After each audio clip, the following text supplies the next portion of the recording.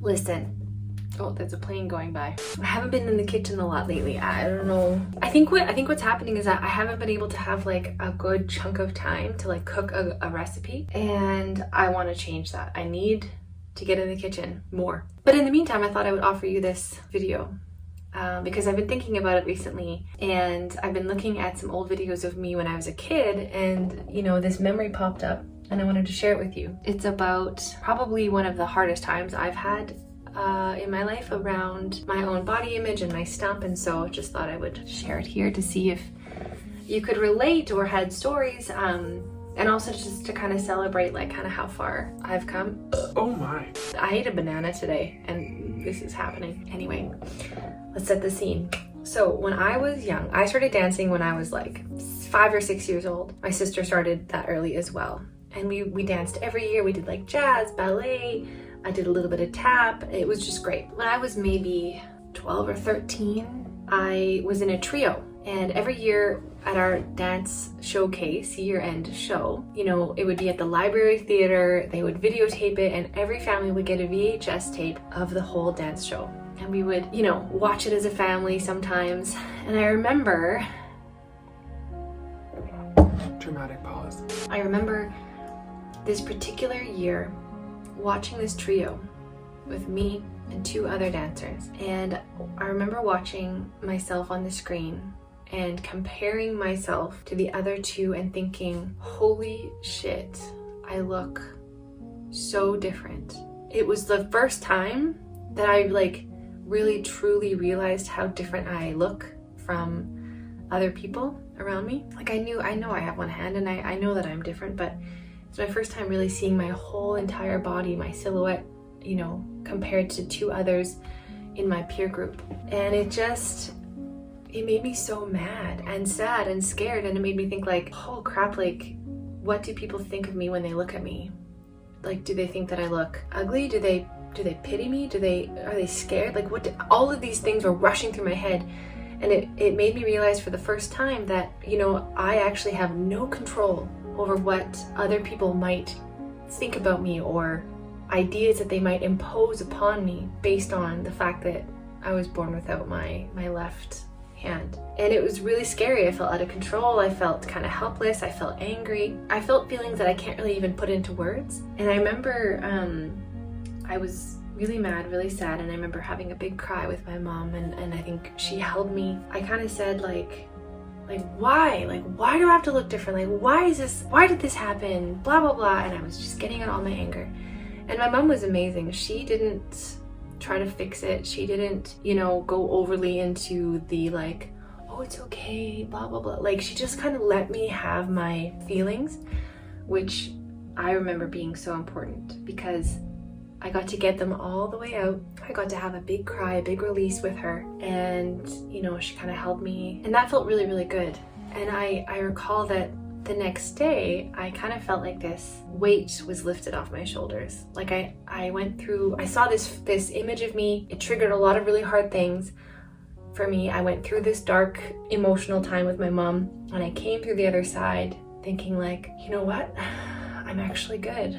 Like, holy, like, I really like who I am, and nobody can change that. And I like my stump. I like how I look. I've, you know, had this my whole life, and it's really lovely. And so it felt like this, it was like a blip in my life, but it felt like a really important blip to go through because it really shook me to my core. But allowing myself to go through the emotions and come out the other side, you know, regardless of how hard it was, I think, really, really important because so many people experience that for a number of different reasons, whether it's an amputation or any kind of body stuff, or, you know, just anything. So that was really, really interesting. It was a dark time. I don't have the video of that trio right now. I might try to find it and put it up online, but I do have a little clip of me when I was like, I don't know, young, like younger than that, dancing in my auntie's basement. So I'd like to share that video with you here.